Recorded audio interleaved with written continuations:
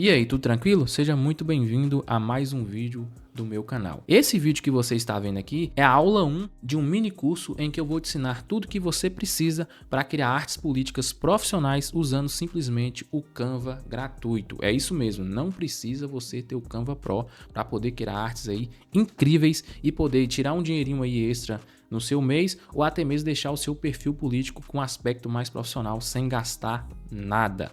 Eu só vou te pedir uma coisa, se você gostar desse vídeo, deixe seu gostei aí e se inscreva no meu canal. Como eu tô começando, eu vou precisar disso. Outra informação importante, temos aqui abaixo desse vídeo alguns links que vão te ajudar. Por exemplo, se você precisar baixar a apresentação que foi usada para fazer esse vídeo, você pode clicar aí que vai ter um lugar para você conseguir baixar ela gratuitamente. Tenho também algumas ofertas aí para você aprender a criar vídeos profissionais usando simplesmente o celular e também uma oferta do PEC Canva Político, onde tem mais de 200 artes profissionais do Canva. Beleza? Agora que eu já me apresentei, vamos ao que interessa e vamos aprender. Valeu! Então vamos começar aqui. Para quem não sabe, o Canva ele é totalmente online, não precisa você baixar o aplicativo, basta você pesquisar no Google aí Canva, clicar na primeira opção aqui, ó, www.canva.com. Quando você clicar, se for a primeira vez aí sua, vai aparecer aqui um pop-up, né? E vai pedir para você fazer um cadastro, se cadastrar. Então você pode entrar aí com o Google mesmo, igual eu fiz aqui. Não precisa se preocupar em criar a conta lá do zero, colocar e-mail lá, chegar a notificação em e-mail, não. Bem fácil. Depois disso vai aparecer mais ou menos essa interface aqui. Deixa eu aumentar ela um pouco, vai ficar mais ou menos assim, ó. Essa interface aqui que você está vendo. Tem muita coisa aqui e meu intuito aqui não é te ensinar todas as ferramentas do Canva, quais são as ferramentas que tem disponível aqui. Eu não vou fazer isso. Eu só vou te ensinar o que realmente importa no momento, tá? Talvez, posteriormente, eu poste, sim, algum vídeo aqui falando sobre as ferramentas bacanas que tem no Canva, as ferramentas que eu mais uso, mas isso aí é para depois. Talvez eu faça isso, tá? Aqui em cima, tem aqui, ó, criar um design, esse botão aqui. Quando você clica nele, ele já te ajuda aí e já te mostra o que você precisa escolher, né? E aqui já tem várias questões aí, tem documento A4, né? Tem o post para o Instagram e tem o post paisagem aqui para o Facebook e tem o Stories aqui. Quando a gente entra nesses formatos aí, eu preciso que você entenda um pouquinho sobre os formatos, tá? Então vamos partir aqui para a segunda página. Então aqui eu separei os 3 formatos mais usados.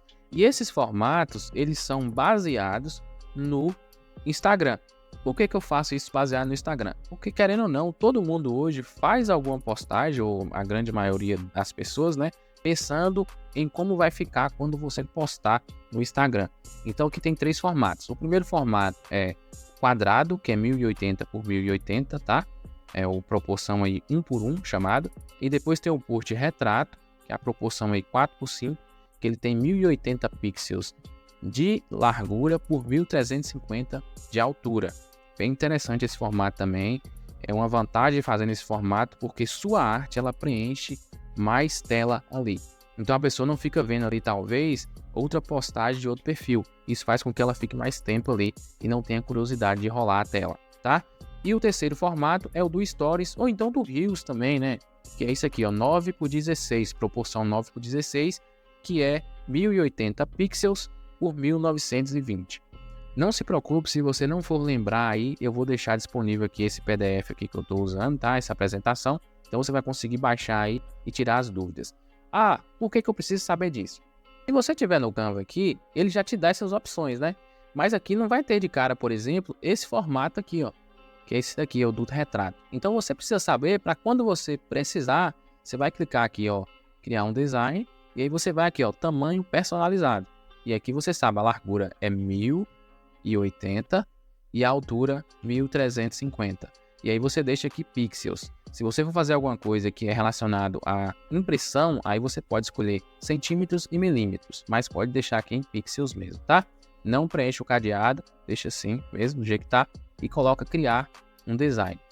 Quando você coloca para criar um design aqui, já abre essa aba aqui, que é a nossa área de trabalho, digamos assim, do Canva. É bem intuitiva, é bem simples. Se você já quiser colocar o nome aqui, ó, já coloca aqui, ó, arte, aula. Então pronto, isso aqui é o que você precisa saber por enquanto. E aí é o seguinte, antes da gente começar a criar uma arte aqui do zero, começar a mostrar para você como é que eu faço os elementos aqui, bacaninha, eu preciso te falar uma coisa. Vamos voltar para a apresentação aqui, porque eu separei 5 princípios do design, mais 5 bônus que eu vou te entregar no final aí, para você conseguir criar um design interessante no meu ponto de vista, tá? Então o primeiro aí é alinhamento, o segundo é contraste, o terceiro é hierarquia, o quarto profundidade e o quinto espaçamento, beleza? E aí tem mais 5 bônus que você vai conseguir ver depois. Então vamos para o primeiro aqui, que é o alinhamento, tá? Eu já trouxe um exemplo aqui que você vai conseguir visualizar. E o alinhamento, ele refere-se à forma como os elementos são dispostos em relação uns aos outros e ao espaço ao redor deles.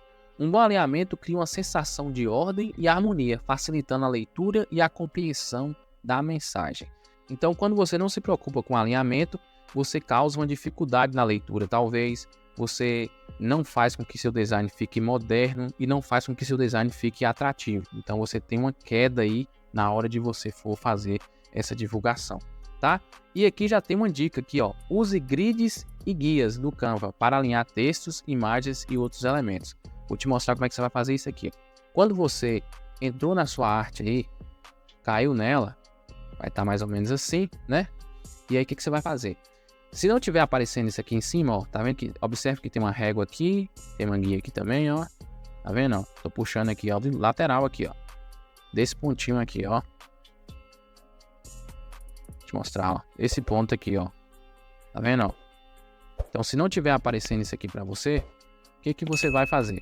Você vai aqui em arquivo, configurações, e aí você seleciona essa primeira aqui, ó, mostrar réguas e guias, tá vendo? Ó? Sem, agora com.